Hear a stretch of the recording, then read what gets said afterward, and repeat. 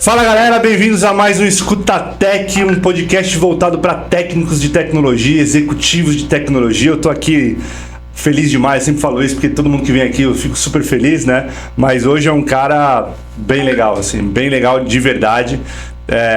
O Edu Machado, da Celero, né? Um cara extremamente inteligente, fez Ciências da Computação na Universidade Federal do Paraná. Eu tentei demais passar numa federal, então parabéns, eu não consegui, cara. Enfim, não deu certo. Deu um bocadinho de trabalho. Eu imagino, cara, não é tão fácil não, parabéns, cara. É um cara que gosta de resolver problemas, né, e às vezes até com código, né, quando tem tempo, enfim, né, a gente sabe o quão difícil é, né, eu sofria muito, né, cara. E se apresenta pra galera, fala um pouquinho de você, assim, fala da tua vida pessoal, né? Como que você conseguiu chegar, né, na Celero, como que começou, como que você cresceu, como que foi tua vida, cara, pra pessoa, pro time? Boa, prazer estar participando aí também. É estranho ver alguém falando de você, assim, das coisas, né? Dá um sentimento esquisito, assim, dá uma vergonha, mas tá bom. Tamo aí. Falando um pouquinho de onde eu vim, cara, eu sou nascido em Rondônia, apesar dessa cara de curitibano, assim. Meu pai é paranaense, minha mãe é cearense, eu nasci lá. E meus pais sempre foram empreendedores, assim. Minha mãe é cabeleireira, meu pai teve vários tipos de negócio já. Quando eu tinha cerca de um ano ali, um pouco antes, meu pai ele quebrou, né, como empreendedor. Ele tirou de vários negócios, colocou em um só, acabou dando errado e tudo mais. E eu cresci nesse ambiente, assim. Apesar de ter um pai e mãe muito presentes, são pessoas fantásticas, assim, mas um ambiente de certa insegurança financeira, digamos assim, né? Eu nunca vi meus pais com um salário batendo na conta, né? Sempre era aquela coisa de vender almoço para comprar janta ali, bastante dívida também, né? E muitas coisas, olhando hoje em retrospecto, eu consigo entender que algumas coisas eram por condições macroeconômicas, condições de mercado, outras coisas por falta de informação mesmo, né? E isso conecta muito com quem eu sou hoje, né? O meu jeito de ver a vida, o meu jeito de lutar pelas coisas, assim. Não sei se eu aprendi muito com eles, né? Que daí a gente já vai empreender também, né? Então... Mas eu acho que é um bichinho que te pica e você não consegue sair disso. Concordo. Né? Uma coisa que eu acho que é legal, assim, que conecta muito a minha carreira, a minha história de vida, né? É que a Celero, que é a empresa que eu tô hoje, ela nasceu como um software de gestão financeira para pequenos e médios empresários, né? E eu sempre tenho, assim, dentro de mim a vontade de fazer e ser o melhor possível para ele poder ajudar histórias como a dos meus pais. É uma coisa que me conecta muito, assim, né? Enfim, cresci nesse ambiente familiar muito bom, mas com essa certa insegurança financeira, sempre tive que ralar muito. Comecei a trabalhar com 10 anos de idade, não para pagar a conta de casa, mas assim, meus pais nunca deixaram faltar nada. Mas se eu quisesse qualquer coisa extra, tinha que correr atrás, né? Então já trabalhei com tudo quanto é tipo de coisa já. E na época ali que eu entrei na Federal foi um ano muito difícil, né? Então era fazendo estágio de manhã, fazendo um curso no Senai de tarde, fazendo cursinho de noite, eu mesmo pagando meu cursinho para poder entrar na faculdade, assim. E apesar dessa luta toda, eu reconheço assim, que eu sou muito privilegiado de poder ter tido oportunidade de estudar, né, e tudo mais. Falar um pouco da minha carreira, daí já é falar um pouco de Celero, de uma forma ou de outra, porque hoje eu tenho 10 anos de carreira em tecnologia e eu tenho 7 anos e meio de Celero. Uau. Então, as coisas elas se mesclam muito, né? Eu comecei a carreira de tecnologia desenvolvendo tudo quanto é tipo de coisa. Então, eu já trabalhei desenvolvendo um jogo já educativo para a escola. Já trabalhei fazendo software científico já para laboratório de meteorologia, fazendo softwares ali de educação ali para o Ministério da Educação. Então, essas foram as minhas experiências antes da Celero, né? E eu entrei na Celero como desenvolvedor full stack na época. Programava em que linguagem ali? Cara, Python e front-end ali, JavaScript, né? Angular e tudo mais. Legal. Que é a stack que a gente carrega até hoje, assim. A gente mudou o tipo de tecnologia, mas a stack de linguagem a gente carrega muito ainda do que já era lá no início, né? E lá dentro, daí eu tive a oportunidade de me desenvolver, assim. Então, me tornei tech lead ali um ano e pouco depois que eu entrei, né? E em 2019, foi um ano ali onde o nosso CTO na época acabou saindo da empresa, foi morar na Europa e tal. Ele tinha uma outra vibe, assim, mais de dev mesmo, não tanto de gestor, né? E eu me vi sem uma diretoria, com 24 anos de idade e com oportunidades na minha frente, né? E daí eu cheguei para os sócios da empresa na época e falei, olha, vocês me deram a oportunidade, deixa comigo que eu vou fazer o negócio acontecer. E eles me deram a oportunidade, não com um título ainda na época, mas durante uns 6 meses de ficar cuidando de todo o time, que eu já, na prática, já cuidava já, né? Um time de 10 pessoas na época. E em outubro de 2019, daí eu me tornei CTO da Celero, um time de 14 pessoas na época. Eu falo que foi uma época muito doida, porque eu virei CTO no dia que eu me formei da faculdade. Caramba, cara. E eu me casei uma semana depois. Uau. Então, assim, foi um mês bem... Mudanças, né? Mês da mudança. Bem maluco, né? Mas, assim, era um CTO de uma startup pequena e que tinha muito de desenvolvimento no meu dia a dia. Baita potencial, né? E daí, isso foi mudando com o tempo. Então, conforme a empresa foi crescendo, as necessidades foram mudando, eu fui me jogando para um papel mais executivo. Assim, sempre falar, cara, eu sou CTO desde 2019, mas você falar, cara, desde quando você é um executivo? Eu falar, cara, desde 2002. 2022, quer dizer. Desde 2022 eu me entendo como um executivo na área de tecnologia, assim, enquanto função e responsabilidades, efetivamente, assim, sabe? Então, acho que bem rapidamente, eu acho que essa que é a minha trajetória profissional aí. Muito legal, cara. Parabéns. Acho que a empresa, inclusive, vem crescendo bastante, né? Tecnologia é o core da empresa, né? É o core.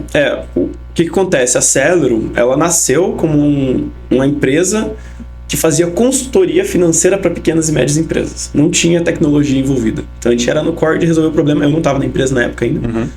Isso foi em 2016, eu entrei em 2017.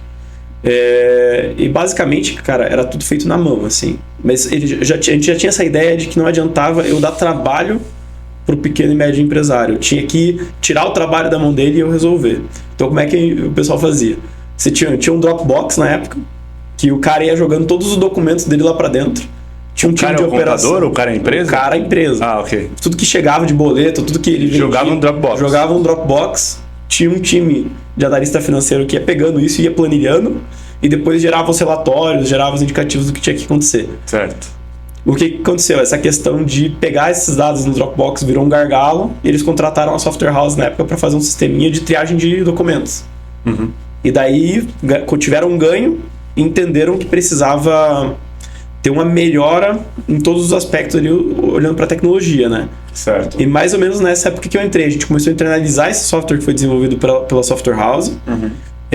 E a gente foi começando a se entender como uma startup, como uma empresa que podia ser uma empresa de tecnologia. Daí nesse momento a gente se estruturou de uma forma falando, não, a gente vai ser uma empresa de tecnologia, esse é o caminho. A gente olhou para aquele software que tinha sido desenvolvido, a gente viu que ele não servia para ser o software que realmente resolvesse a vida financeira do cara como um todo, né?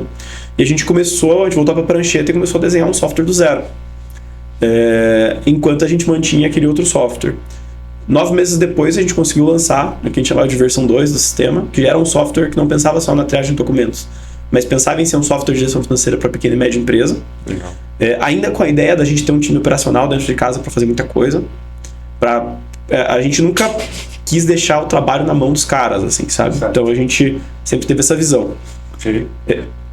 E mais ou menos nessa época a gente conseguiu nosso primeiro investimento de venture capital mesmo, quando a gente lançou essa segunda versão do software. E a gente ficou ali uns 5 anos atendendo o PME diretamente. Então a gente vendia para PME, a gente pegava todas as conexões, a gente fazia um usuário operador dentro dos internet banking deles. A gente tinha um time que trabalhava de madrugada, entrando nas internet banks, baixando FX, subindo na plataforma para a gente processar tudo isso. Ok. E daí a gente começou a desenvolver também um modelo de inteligência artificial para poder categorizar todos esses registros financeiros, para poder gerar os relatórios de maneira automática. Então a gente meio que fazia na mão, depois falava, beleza, isso aqui funciona, a experiência funciona para o cliente, como é que eu automatizo esse negócio?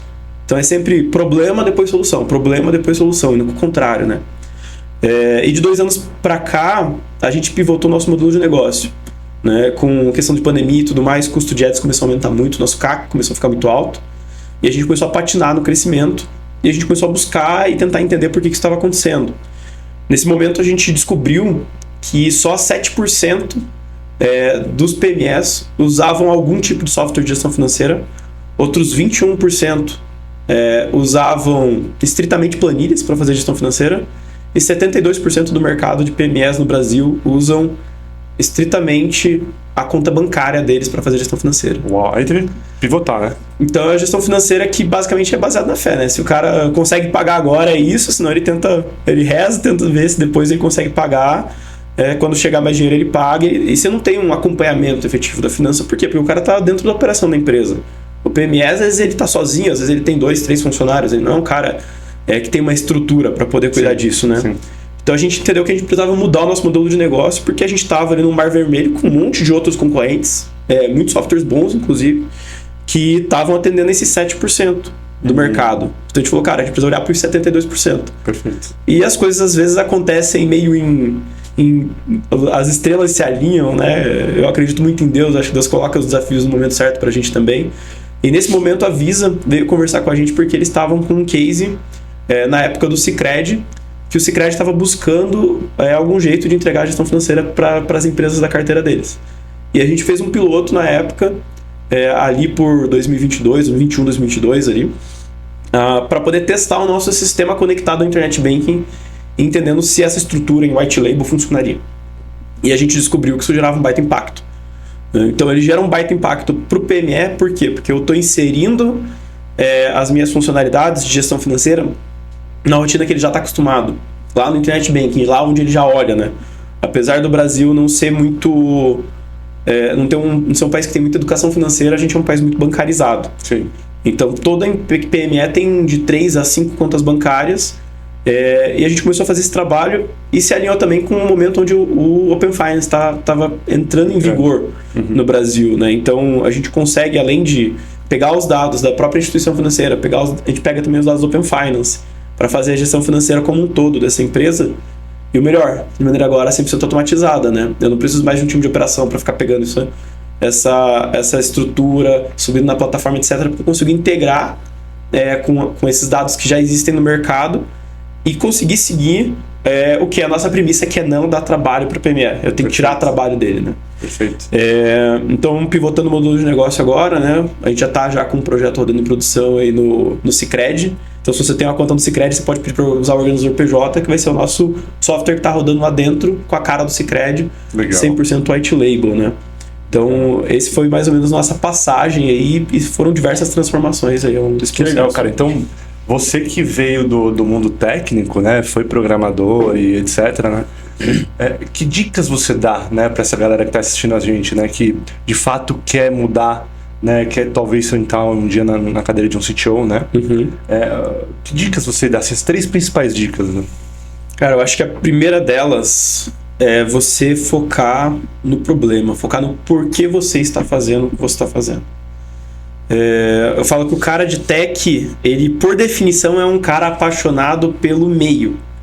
Tecnologia é meio, né? O banco de dados está super rápido, tá bom, legal. Mas o que isso entrega? Negócio, né? Dinheiro. Qual que é o problema que isso está resolvendo? Você está melhorando a vida de quem, no fim das contas? Perfeito. Né? E fazer software, não tem software que usa software, são pessoas que usam software. Em algum momento você está melhorando a vida de alguém, você está gerando algum valor para alguém. Excelente. Porque senão o seu software ele não tem utilidade. Então eu como técnico, eu sou apaixonado pelo meio, eu sou apaixonado por IA, eu sou apaixonado por olhar tipos de protocolo diferente que dá pra gente usar para poder ganhar performance, para poder escalar melhor. Tem que usar Kubernetes, tem que usar... Tudo isso é muito legal. Mas quando você sai de uma cadeira de alguém técnico para sentar na cadeira de executivo, você tem que pensar em qual que é o problema que eu quero resolver. E às vezes, para resolver o problema, eu não vou usar a tecnologia que é a última que saiu no mercado. Às vezes eu não vou usar... eu não vou fazer o que eu gostaria de fazer para deixar o meu software mais arrumado, mais organizado e mais bonito. Às vezes eu vou fazer o que eu tenho que fazer. O que o negócio pede para eu fazer nesse momento. Às vezes eu vou depreciar o meu software em um momento para poder melhorar ele depois. Esse momento de pivotagem que a gente fez, por exemplo, pensando do ponto de vista técnico, cara, eu peguei e eu customizei o meu software que eu estava desenvolvendo há 5 anos para um cliente. para funcionar para uma realidade específica. Isso aí, se você pegar qualquer livro de arquitetura e for ler, tá errado. Tá errado. Mas a gente conseguiu validar o modelo. E agora que a gente validou o modelo, a gente voltou para a prancheta e falou, legal, essa arquitetura que a gente tinha funcionava para um momento de negócio, a gente precisa de uma nova arquitetura agora. E a gente redesenhou essa arquitetura como? Separando o que era o nosso core, que é o código que vai ser igual para todos os nossos clientes, e qual que vai ser a estrutura customizada. E a gente conseguiu separar isso tanto a nível de front-end quanto a nível de back, e agora quando eu fecho um contrato novo, que vai demandar de customização, porque eu estou falando de clientes, são contratos milionários, com clientes gigantescos, que vão sempre demandar de customização, porque o Sicredi não vai querer ter a mesma experiência de um outro cliente que a gente tem. As experiências precisam ser diferentes. Elas precisam atender a necessidades diferentes. E eu consigo customizar, eu consigo trazer uma empresa terceirizada para construir essa camada customizada, que vai ser um código dedicado para aquele cliente, que vai entregar a customização, e eu estou protegendo o meu código, estou protegendo o meu core, meu produto principal, dessa forma. Só que se eu não tivesse testado e validado esse modelo de negócio, e se eu quisesse fazer essa arquitetura lá no começo, a gente ia ter morrido como empresa. Simplesmente não mais existir software hoje, né? Então eu acho que esse é o ponto principal, né? É você olhar para o resultado que você quer gerar. E é para a tecnologia como meio. É o meio para a gente chegar num resultado. Eu acho que outro ponto, assim, quando você sai de uma cadeira mais técnica, ou até de um líder técnico, né? Porque a gente pode falar aqui de cuidar de gente, desenvolver pessoas e tudo mais, mas isso um líder técnico faz também, né? Qual que é a diferença de um líder técnico para um executivo de tecnologia? É que você tem que olhar para tudo que você está fazendo do ponto de vista de aumentar a receita e reduzir custos. Estratégico. Reduzir despesa. Sim. Então, assim, eu preciso resolver esse problema. Às vezes eu vou resolver esse problema criando um squad novo e contratando pessoas. Às vezes eu vou resolver um problema trazendo um time outsourcing. Às vezes eu vou resolver o problema contratando uma ferramenta, desenvolvendo uma tecnologia interna, às vezes, para poder resolver aquele problema. Ou às vezes eu vou analisar bem aquele problema e ver que ele não é um problema. Eu não preciso olhar para ele agora. Não é o momento de eu atacar aquilo, né? Então, quando você olha para todas essas coisas, você não fica preso e você no que eu tenho que fazer. Mas o quanto eu vou gastar de tempo, quanto que eu vou gastar de dinheiro, qual é o timing de mercado que eu tenho pro retorno que eu vou ter. Então, é aquela análise de ROI, né? Tudo é retorno sobre investimento. Quanto que eu vou investir, quanto de retorno que eu vou ter. Quanto que eu vou investir, quanto de retorno que eu vou ter. Quanto que eu trago de eficiência no meu P&L, né? Exatamente. Eu acho que esse que é uma mudança bem grande de um líder técnico para um executivo de tecnologia. De pensamento, né? Exatamente. O mindset, realmente o mindset muda bastante, né? Você quando é dev, enfim, você chega, bota o fone de ouvido, quer desenvolver, vê sua tela preta ali, sua feature, enfim, né? Agora, às vezes eu tenho um pouco de saudade disso, eu também, cara. Acho que todo mundo tem. A vida era um pouco mais simples, né? Exatamente, cara. Eu lembro, puta, sinto saudade direto, gostoso demais. E é legal, né? Sim. Do TF5 a tela subir. Hoje é NPM Start, NPM Start, né? Enfim. Sim. Mas enfim, legal, assim. E se você olha para pensando em arquitetura, né? Uhum. Você comentou um pouco de arquitetura, assim. Qual que é o melhor modelo, assim? Como que você se prepara lá com o teu time hoje para aplicar a melhor arquitetura? Não só a arquitetura corporativa ali, ou do time, enfim, mas qual design partner eu vou usar naquela aplicação, né? Eu vou usar um Solid ou whatever, né? Como que você se prepara um desenho, uma aplicação? Hoje tem arquitetura baseada em eventos, tem uma arquitetura hexagonal, enfim, como que vocês... Eu acho que o ponto principal é você olhar para o momento do seu negócio. Eu acho que existem certas coisas que valem em qualquer momento, porque não tem custo, quando você está começando a desenvolver o software, não tem custo você fazer ele direito, né? Certas coisas não tem porque você fazer errado, dá para fazer certo. Sim, perfeito. Né? Então usar Solid, por exemplo, é básico. Assim, cara, não tem por que você não fazer. Não tem custo a mais para fazer isso, né? Criar testes desde o início, não tem custo a mais para você fazer isso, porque isso acelera o seu desenvolvimento. Mas existem certas coisas que geram muito custo.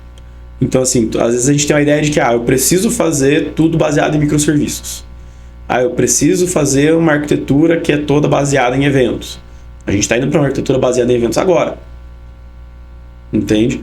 Tem que tomar muito cuidado, né? A gente desenhou a nossa V2 na época baseada em microserviços. Hoje, se você olhar para mim e falar, Edu, foi a melhor escolha? Eu acho que ela ajudou muito a gente a contratar boas pessoas, porque a galera queria trabalhar com microserviço.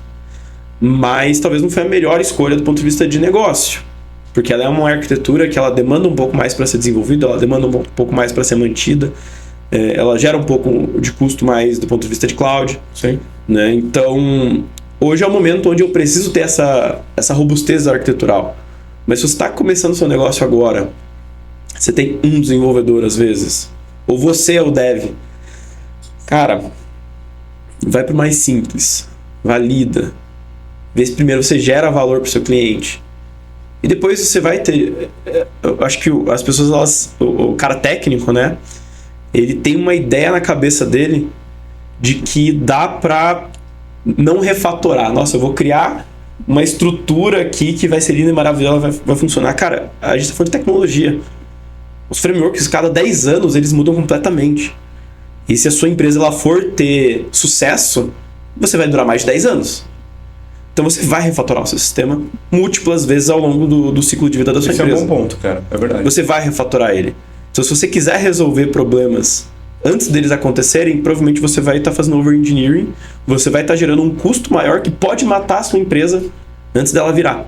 Perfeito. Né? Tem uma frase do filme do Capitão América que eu achei muito... que eu acho que vale para esse momento, que ele fala que toda vez que alguém tenta acabar uma guerra antes dela começar, pessoas inocentes morrem. Toda vez que você tenta resolver um problema antes dele existir, provavelmente você está matando sua empresa. Ou você está tirando o recurso dela que poderia estar sendo usado em marketing, que poderia estar sendo usado em outro lugar, que iria fazer você crescer muito mais.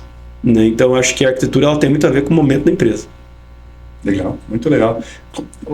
Sim, vocês passaram por rodadas de investimentos, né? Sim.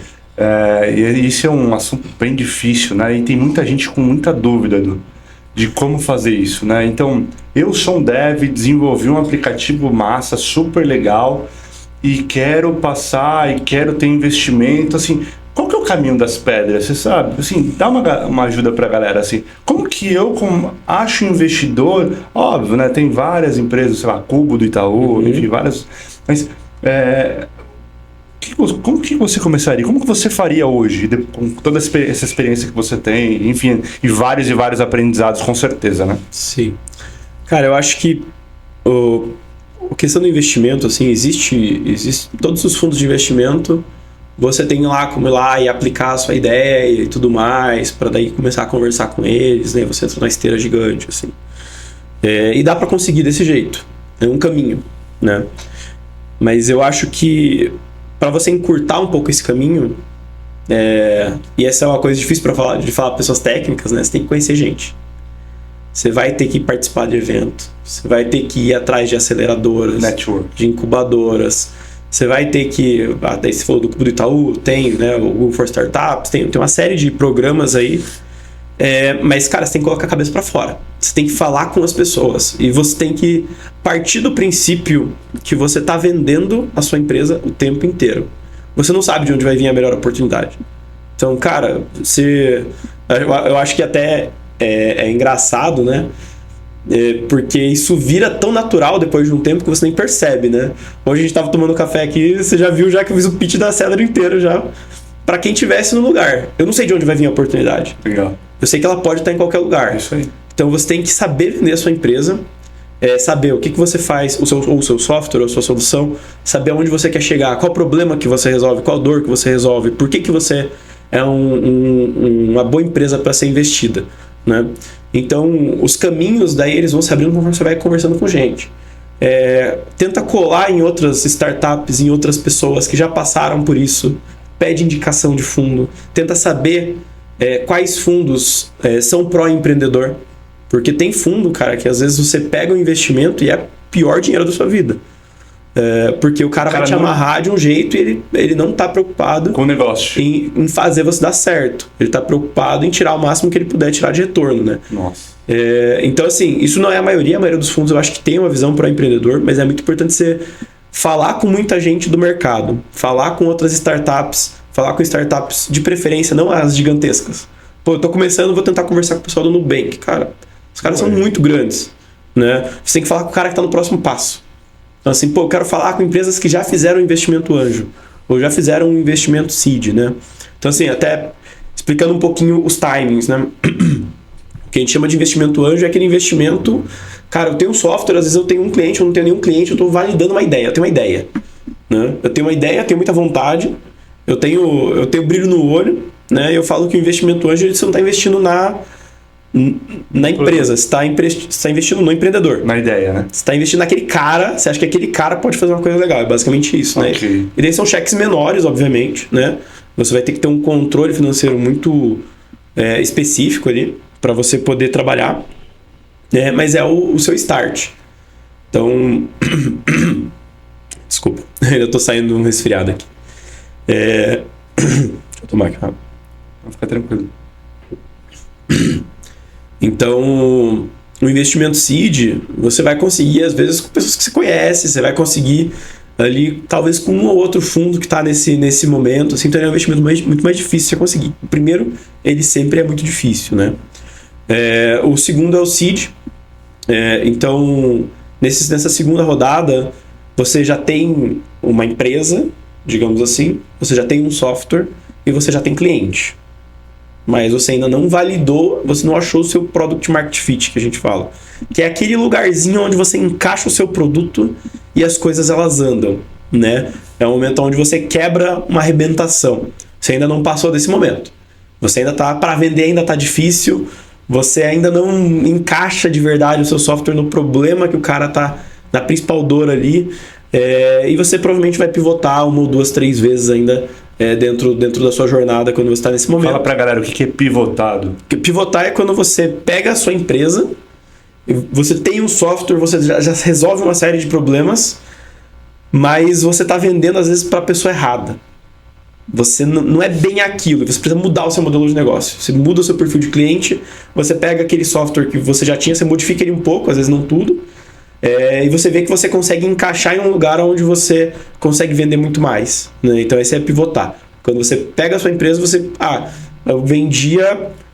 eu fazia vidro para vender copo, agora eu vou fazer vidro para janela. Então assim, você mudou completamente, você ainda faz vidro, mas você mudou completamente o produto que você entrega lá na ponta, né?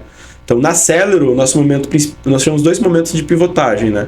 O primeiro momento é onde a gente era uma empresa de consultoria financeira, a gente olhava para o PME, a gente entendia o problema dele, mas a gente vendia serviço. E daí a gente pivotou para vender software, mais serviço, né? Legal. Né? Então foi o primeiro momento. A gente parou de ser empresa de consultoria, a gente foi uma empresa de tecnologia. Segundo momento, onde a gente falou, legal, eu não estou conseguindo escalar dessa forma, eu ainda tenho um baita software para PME, meu usuário ele é o PME, mas o PME não é o cara que vai pagar por isso. O cara que vai pagar por isso é a instituição financeira, que consegue trazer principalidade, que consegue olhar para os dados desse cara de uma forma a gerar valor. E daí eu parei de vender para o PME e eu comecei a vender para a instituição financeira. O meu software ainda é muito parecido com o que ele era antes, mudou algumas coisas, obviamente, mas é o nosso segundo momento de pivotagem, né? Perfeito. E agora a gente está no momento aí onde a gente tem já uma boa certeza que a gente encontrou o nosso product market fit. Legal. E a gente está mirando aí num possível série A na frente, que é o momento onde você fala, legal, eu já sei o que eu tenho que fazer, eu já tenho o meu produto, eu já sei quem é o meu cliente, agora eu preciso escalar. Já sei qual dor resolver. Esse é o momento que a Celero está hoje. Né? A gente está olhando para começar nossos trabalhos aí para ir para um série A e tudo mais, né? E continuar crescendo nesse sentido. Então, basicamente, daí, depois do série A tem série B, série C, que daí eles têm basicamente a mesma ideia de fazer com que a sua empresa escale mais, acelere o crescimento, mas aí com rodadas cada vez maiores, né? Então você segue nesse caminho daí. Que legal, que legal. Vai dar aula, hein? Muito bom. Olhando para desenvolvimento de líderes, né? De tecnologia, né? Como que você treina teu time até para ter um possível substituto, né? Ou talvez não, uma pessoa no teu lugar e você vira um vice-presidente e a Celero cresça muito, né? Que assim seja. Mas como que você olha para o desenvolvimento dos líderes dentro da Celero? Cara, eu acho que desenvolver líder assim é uma coisa que você não pode deixar de lado, sabe? Porque toda vez que você vai trazer um líder do mercado, você traz um desenvolvedor do mercado, se ele der certo, muito legal. Se ele der errado, você tira o cara, segue a vida, perder um pouco de tempo, perder um pouco de dinheiro, mas é meio que isso, Se você traz um líder de mercado e você erra, pode ser que você perca um time inteiro. Difícil. Né? Existem alguns estudos que mostram que o quanto você está feliz no seu trabalho tem muito mais a ver com o seu líder direto do que com a empresa que você está em si. Então, um líder direto ruim, ele gera um impacto muito negativo. Um líder direto bom gera um impacto muito positivo. Então, assim, a gente traz líderes de mercado dentro da Celero, né, quando a gente entende que é o momento, mas com muita cautela. E em todos os outros casos, o que a gente tenta fazer é desenvolver líderes dentro de casa. Tá sempre de olho naquelas pessoas que se destacam, naquelas pessoas que elas estão entregando sempre a mais, que elas têm uma visão que ela não está olhando só o trabalho dela, ela quer saber do todo. Ela quer saber de um pedaço maior. Ela entende que o trabalho dela tem impacto, né, nos pares, tem impacto em outras equipes. Então a gente tenta olhar para essas pessoas e começar a instigar essas pessoas para ir para a liderança. Então é uma tarefa árdua, porque dev não gosta de virar líder geralmente, né? Eu falo que os times de tecnologia é a única área da empresa que você não tem briga para virar líder, né? Para virar gestor, né? As outras áreas todo mundo tá querendo virar o gerente da área, né? Em tecnologia você não tem muito isso, né? A galera gosta muito do código, até porque é uma área que consegue pagar muito bem especialistas, né? Você consegue se especializar, continuar, ficar como especialista e ganhar muito bem. Carreira Y, né? Então é uma coisa que é muito possível. Então a gente tem um pouco desse desafio, né? Porque o que um especialista ganha não é tão diferente do que um líder ganha, né? São trabalhos diferentes, né? Então é esse desafio de tentar ir trabalhando ali e fazer essa bichinho da liderança picar as pessoas. Eu acho que o principal jeito de você fazer isso é você dando exemplo, né? O cara, ele não vai querer se tornar um líder se ele olha pro líder dele e ele fala, pô, coitado desse cara, né? Que trabalho de merda. Eu acho que assim, a gente tem que mostrar que, cara, ser líder tem seus desafios. Obviamente você se estressa mais, Fato. né? Não tem como. Mas tem muita coisa legal também. Você olhar pro todo, você vê o impacto do seu trabalho ser muito maior do que aquele pedacinho que o desenvolvedor faz. Ele é um tesão também, ele é muito legal, né? Então acho que é o trabalho de você mostrar isso, mostrar as dificuldades, mostrar as responsabilidades, mas mostrar a parte boa de ser líder também pra galera, para você conseguir trazer. E eu, particularmente, assim, sempre quando a gente sobe pessoas dentro do time, assim, para liderança, para gerência, etc., cara, é muito mais difícil de você errar do que quando você traz alguém de fora. Geralmente. Porque esse cara, geralmente, ele já é um líder organicamente ali dentro do time. Né? Então é um trabalho de você achar esse cara para mentorar ele, para poder trazer ele para a posição ali.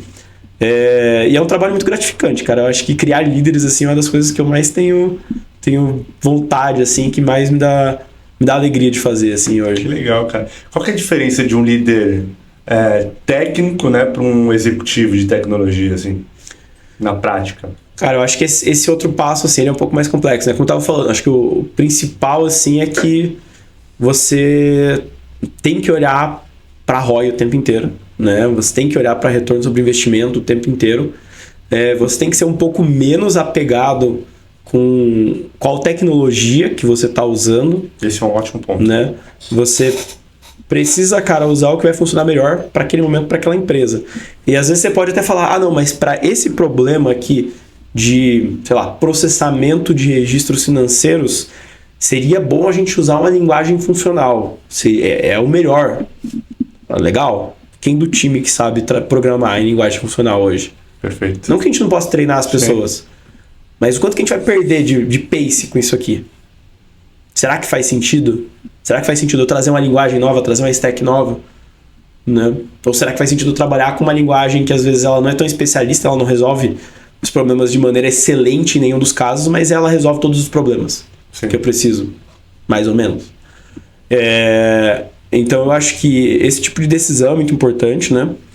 E sempre quando as pessoas... Eu acho que uma coisa também de você ser executivo de tecnologia é parar de pensar que você vai trazer todas as soluções para o time.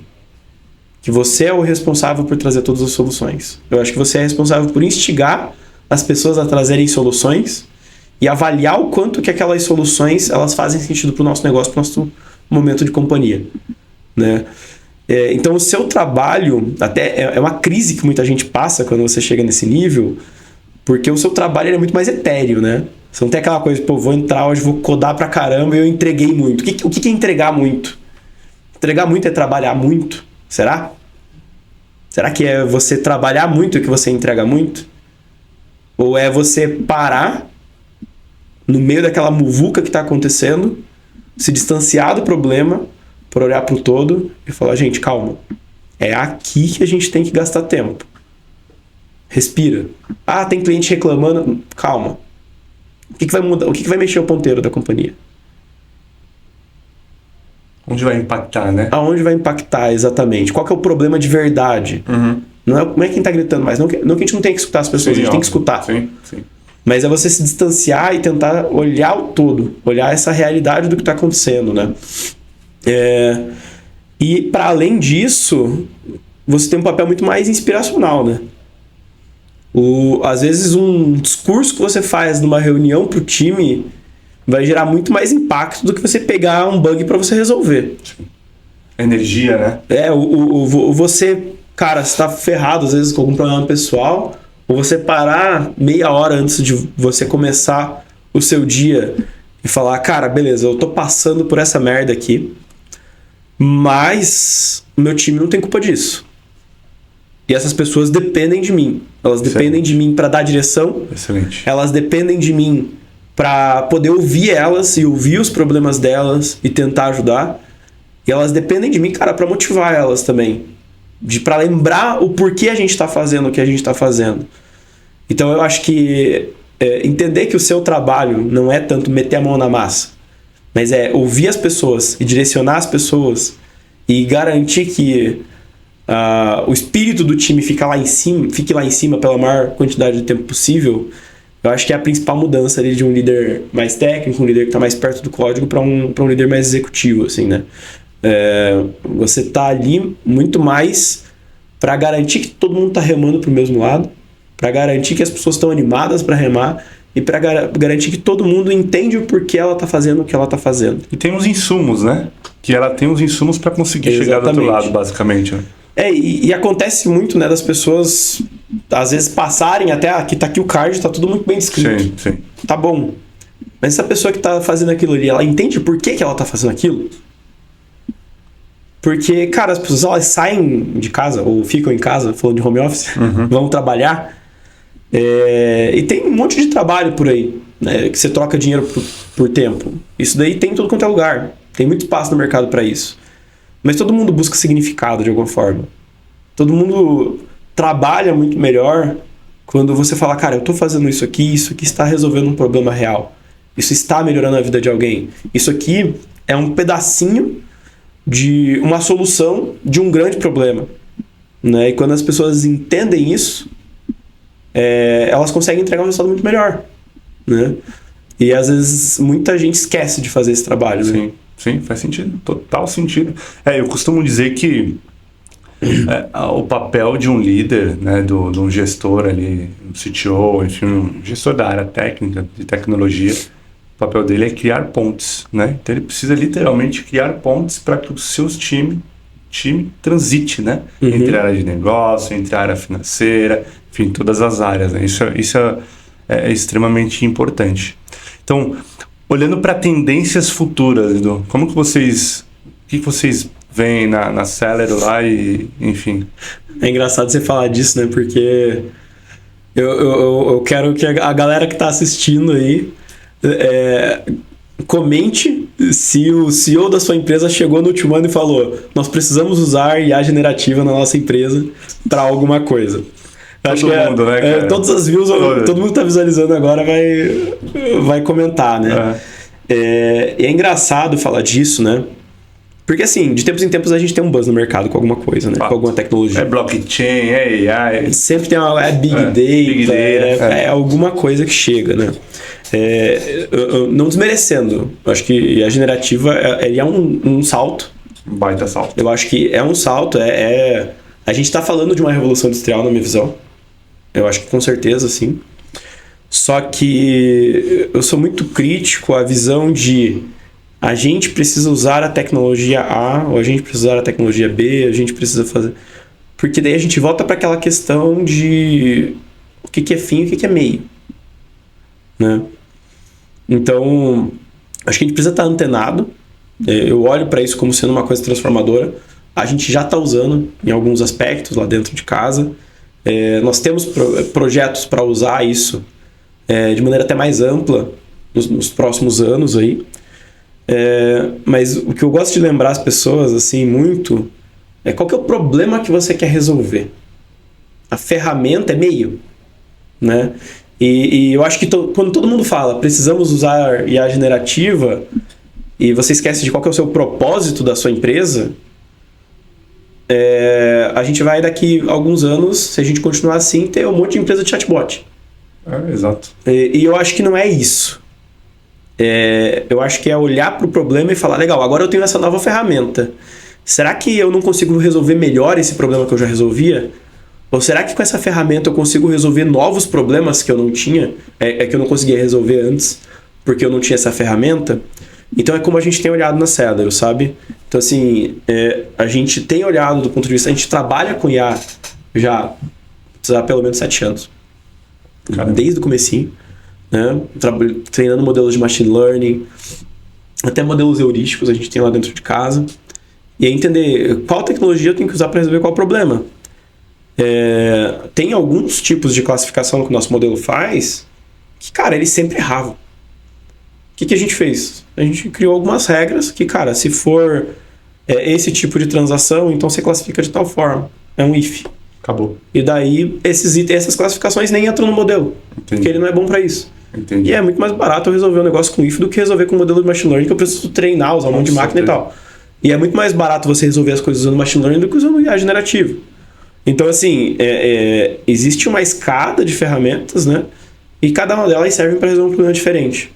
Então, assim, eu tô animado para ver os próximos momentos do mercado de tecnologia. Eu acho que a IA generativa é um negócio que destrava muita coisa, né? Mas eu vejo hoje, principalmente conversando com grandes empresas, que, cara, tem tanto problema que a gente tem tecnologia para resolver eles há décadas. E o problema tá ali, a galera tá usando papel. Tá ligado? Então, assim, eu me coloco muito como alguém que tá olhando para a tecnologia nova que tá chegando, mas tá olhando pros problemas da vida real, do dia a dia, do cotidiano das pessoas, das empresas. Legal. E pensando como que a gente consegue otimizar isso aqui, como que a gente consegue resolver esses problemas. Não pela tecnologia em si, né? Mas não o que ela vai me ajudar, né? Mas aonde que ela se aplica. Perfeito. Aonde que ela se envolve, onde que ela se mescla com a vida das pessoas, né?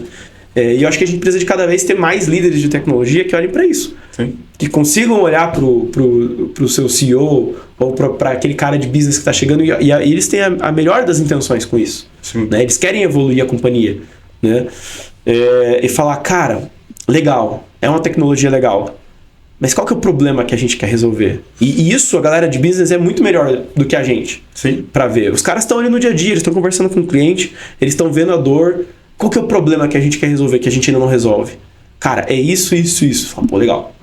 Vamos trabalhar nisso. Ó, aqui dá pra gente usar a IA generativa. Aqui não faz sentido. Perfeito. Isso aqui é um puta de um problema, mas não faz sentido a gente usar essa tecnologia. A gente tem que usar outra coisa, né? E isso mescla um pouquinho com a questão que a gente tá falando assim, sobre ser um executivo de tecnologia, que eu sempre falo pros meus liderados, inclusive, né, pros meus gerentes ali e tal, que se você é um líder de tech e você tem medo de ser mandado embora, você vai ser um péssimo líder de tech. Um líder de tech não pode ter medo de ser mandado embora. Não quer dizer que você vai ser grosso com as pessoas, não quer dizer que você vai desrespeitar as pessoas, mas você tem uma responsabilidade de trazer o ponto de vista técnico para a companhia. Você tem uma responsabilidade de contrapor as coisas que vêm de negócio, as coisas que vêm da diretoria, as coisas que vêm até do board de investidores ou do conselho. Você tem que contrapor isso com a realidade, com o que é possível fazer, o que não é, com quanto custa, com o que faz sentido, com o que a gente está jogando dinheiro fora. Você não pode ter dedos para falar isso, para poder trazer esses pontos. Se você ficar com medo de ser mandado embora, você não vai conseguir executar o seu trabalho. Né? Então eu acho que esse é um ponto muito importante assim também. Que legal, cara. Muito legal. Que aula que você está dando pra gente, cara. Se a gente for pensar em liderança, né? Acho que já deu mais de 45 minutos que a gente está falando aqui. Caraca, passou rápido, né? O que muda, né, para você, de você liderar simplesmente desenvolvedores, né, um time técnico, e você começa a liderar líderes, né? Qual que é essa mudança, esse mindset, assim? Cara, é bem diferente, né? É bem diferente. Eu acho que o primeiro, um dos pontos que eu acabei já falando já, que é o seu trabalho ele fica mais etéreo, né? Fica mais difícil de ver a sua entrega. Eu acho que esse é um ponto importante. Eu tenho alguns gerentes hoje no meu time que estão liderando coordenadores, né? E eu vejo que é uma dor muito grande para os caras, assim, entender que ele tá entregando. Mesmo que ele não esteja fazendo nada, entre aspas, né? O trabalho dele é coordenar, ter esse papel mais inspiracional, ouvir as pessoas, né? Eu acho que uma das principais coisas que muda também é a velocidade de tomada de decisão e a velocidade de comunicação que você tem que ter. Então, eu costumo dizer que conforme você está mais na base da pirâmide da empresa, assim, do ponto de vista de organograma mesmo, eu acho que você tem que ter muito mais tato para falar as coisas. Você tem que garantir que a pessoa ela não está interpretando mal aquilo que você está falando, você tem que ter um pouco mais daquele tato. Conforme você vai subindo dentro da hierarquia, eu acho que você precisa fazer alguns combinados com seus pares, ou até com o seu chefe, com o seu líder, para você poder ser mais direto na comunicação. Você tem que... quando você está liderando um líder, você não pode ficar ensaboando o cara, você não pode, vou dar um feedback, vou dar aquela volta, cara, você tem que ser porque vou esperar o Onoan para conversar com o cara, esquece. Até o Onoan, esse problema aqui já virou um problemaço. Com certeza. Porque quanto mais você está subindo, mais impacto aquela pessoa tem. O seu liderado é um líder. Ele tem muito impacto. Se ele está desalinhado, você tem que alinhar ele para ontem. Isso não impacta. Não é no ano, não é amanhã, é agora. Você para agora, você conversa com o cara, você é muito direto com ele. E você tem que ter combinados para você poder ser direto com ele e falar, cara, isso aqui não dá, não é nesse formato, não é desse jeito, você está nadando pro lado errado. Para você poder garantir que você corrige rápido as coisas, né? E uma coisa também que, como você está liderando líderes, quer dizer que você está cuidando de uma parte maior da estrutura. Perfeito. Então você tem uma carga muito maior de tomada de decisão. E isso aumenta o estresse num nível absurdo, assim. Porque antes você tomava uma decisão por dia, 2 decisões por dia. Agora, quando você está liderando líderes, às vezes você tem que tomar 10 decisões por dia, 15 decisões por dia, 20 decisões por dia, e isso sobrecarrega qualquer pessoa. Excelente. Né? Então, uma coisa que eu faço, eu não recomendo para todo mundo, mas eu acordo muito cedo. E eu, no começo do meu dia, eu olho a minha agenda inteira do meu dia e eu me preparo para todas as coisas que eu vou fazer no meu dia. Eu penso e eu tomo as decisões antes. Então, quando eu vou passar pelo meu dia, basicamente as decisões elas já foram tomadas. Talvez surja uma ou outra coisa nova, mas as minhas decisões já estão tomadas. Eu só estou despachando as decisões, né? Eu só estou comunicando elas. Então isso ajuda a gente a tomar melhores decisões, porque você pensou mais para poder tomar as decisões, né? Teve emoção ali, né? Reduz a emoção, você não tá tão ali naquela chama, né? E aí reduz muito a carga também, porque ao longo do dia você não tá sendo surpreendido com o dia, você está atacando aquele dia, né? Perfeito. Então eu acho que é uma disciplina que ajuda muito quando você está passando dessa fase de liderar desenvolvedores para liderar líderes, assim. Excelente, cara. Muito legal, muito legal. Para finalizar, como que eu, líder de tecnologia ou com um pequeno, médio, grande time, como que eu consigo manter meu time engajado, né? Quais são as principais dicas que você dá? Eu acho que o principal ponto é lembrar do propósito. E se o propósito da empresa que você está hoje não conversa com você, eu diria para você pensar 2 coisas. Assim. Você tem que pensar ou em como ele conversa, ou talvez você tenha que pensar em estar em outro lugar. Eu acho que para um líder manter um time engajado, você tem que estar engajado. Primeira coisa. Você não pode acordar todo dia, mentir para você e depois mentir pro time. Você tem que acreditar no que você está fazendo, né? Eu não fui um fundador da Celero, mas eu encontrei na Celero um jeito de conectar o propósito do que a gente faz com a minha história. E foi a história que eu contei aqui dos meus pais. Muito legal. Entende? E eu acho que quando você consegue conectar o seu trabalho, aquilo que você está entregando de valor com a sua história, com algo que é pessoal para você, Você faz com muito mais amor, né? você não precisa se esforçar para poder motivar as pessoas, para poder se motivar, porque aquilo faz sentido para você. E uma vez que você constrói sentido no que você está fazendo, você consegue transmitir sentido para as outras pessoas, né, também, né?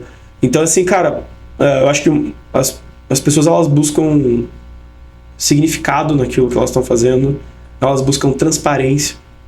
Uma coisa muito doida que aconteceu, assim, agora tá um pouco mais tranquilo, que a gente tem time para trabalhar ali com recrutamento e tudo mais, mas durante muito tempo quem fez recrutamento de tech era eu. Eu pegava, cara, fazia recrutamento das pessoas um a um, desenvolvedor a desenvolvedor, para trazer as melhores pessoas que a gente pudesse ali, né? E assim, empresa pequena, os benefícios não são os melhores, salário... Agora a gente tá um pouco mais competitivo, mas teve uma época que a gente era bem menos competitivo do que a gente é hoje. Então, assim, é difícil, né, você recrutar nesse sentido, assim. E uma coisa que eu comecei a fazer a partir de um tempo e que funcionou, assim, extraordinariamente, é ser extremamente transparente. Então, no que eu converso, falou com os caras, olha, nosso momento de empresa é esse. A gente tem esse problema. Nossa situação, startup tem sempre situação de caixa, né? Se você é uma startup, por premissa, você não faz o dinheiro suficiente para você poder se pagar. Então significa sempre que o tempo inteiro você tem um tempo de vida. Então, eu tenho um runway é o quantos meses você tem de vida. Eu tenho um runway de 1 ano, tenho um runway de 1 ano e meio, eu tenho um runway de 3 meses.